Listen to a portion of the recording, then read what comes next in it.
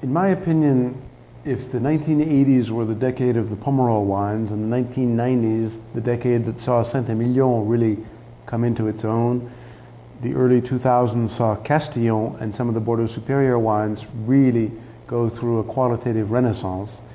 The current appellation, in my opinion, that is headed for a real qualitative renaissance is Pessac-les-Oignons. And that is where the Thil, Comte, Clary comes from. This vineyard is actually located right between Chateau Smith-Lafitte and Chateau Carbonieux in soils that are a mix of predominantly clay and gravel, and that's why this particular red wine is predominantly Merlot, 70 to 80%, depending on the vintage.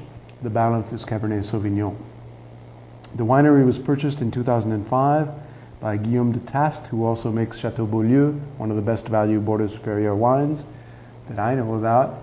And together with Stéphane de Renocourt, he is in the process of propelling Chateau de Thil to the forefront of the great value wines now coming from Pessac-les-Oignons. I think you'll find in this wine just a little hint of the briny character that characterizes the best wines of the Grave appellation, and this comes from the fact that the whole area used to be covered by the ocean. As the oceans receded, they left behind millions and millions of seashells which fossilized and returned to the soil and to the vines that grow therein a distinctive briny quality.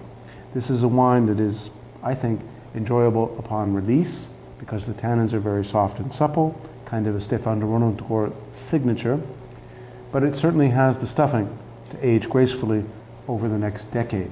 Again, as with so many of the wines from Bordeaux, I suggest decanting them at least a good hour before serving them and enjoying them at the dinner table. I mentioned that this wine is located, the vineyard rather, is located right between Smith-Lafitte and Carbonieux, and yet retails for probably 1/3 the price of these two wines. So it is a great value.